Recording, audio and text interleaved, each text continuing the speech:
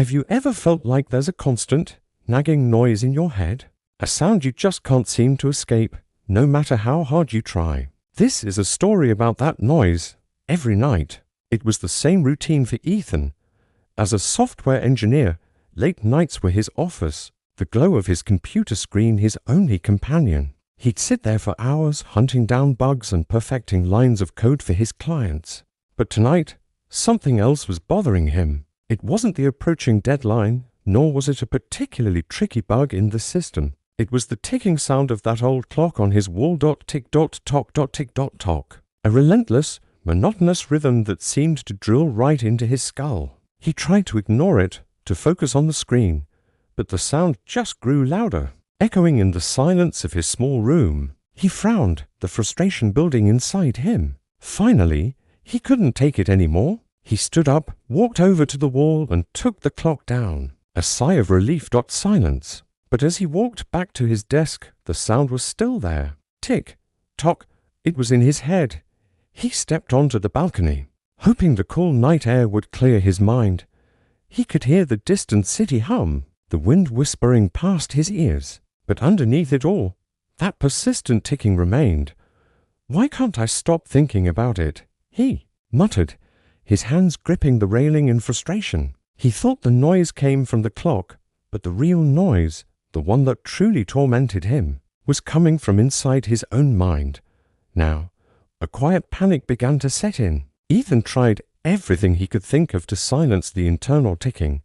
He turned off all the lights, plunging his apartment into darkness, hoping the lack of visual stimulation would help. He closed his eyes and tried to meditate, focusing on his breath, inhale, exhale. But the ticking was there, a mocking metronome to his failed attempt at peace. He put on some calming ambient music, the gentle melodies meant to soothe the soul. But the ticking just cut through it, louder and more insistent than before. In a final, desperate act, he covered his ears with his hands, pressing hard against his head as if he could physically block out the sound. But the more he resisted, the louder it got. It was a spiral, a battle he was losing against himself sometimes. It's not the world around us that's loud, it's the endless, critical voice within us. That's the real noise. It's the voice that whispers, "You're not good enough." The one that asks, "What if you fail?" The one that worries, "What will they think of you?" These thoughts, these relentless anxieties and self-doubts are the ticking clocks of the mind. The next morning, exhausted and defeated, Ethan found himself in a park. He sat on a bench, staring blankly at a still, glassy lake. The sun was warm on his face, birds chirped in the distance, and the world seemed to be waking up around him. He wasn't trying to do anything. He wasn't fighting, wasn't resisting. He was just there.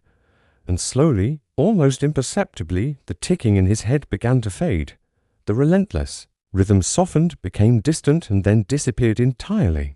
All that remained was the gentle rustling of leaves in the wind, the distant laughter of children playing, and a profound sense of peace. For the first time in what felt like years, Ethan realized he didn't need to silence every sound. He didn't need to win a war against his own thoughts. He only needed to stop reacting to them. When he stopped trying to fight the ticking, when he simply let it be, his mind became quiet on its own. Later that day, back in his apartment, he took the old clock from his bag. He looked at it for a moment, then hung it back on the wall. The ticking started again. Tick tock. But this time, he smiled. Your mind is just like that clock. It keeps running, talking, and ticking. It will generate thoughts, worries, and ideas, just as a clock generates ticks. Peace doesn't come from smashing the clock, from trying to stop your thoughts completely. That's an impossible task.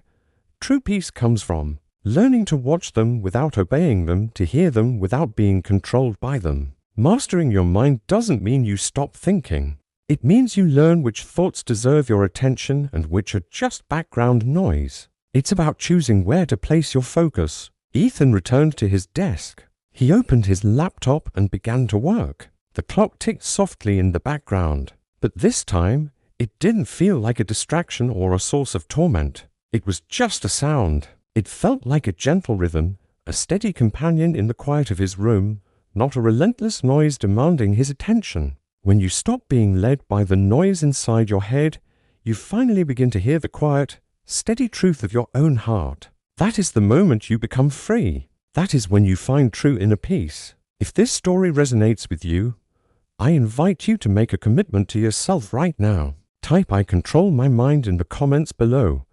Let's begin the journey of taking back our inner peace together. Thank you so much for watching. If you found this helpful, please consider liking this video and subscribing for more stories about finding clarity in a noisy world.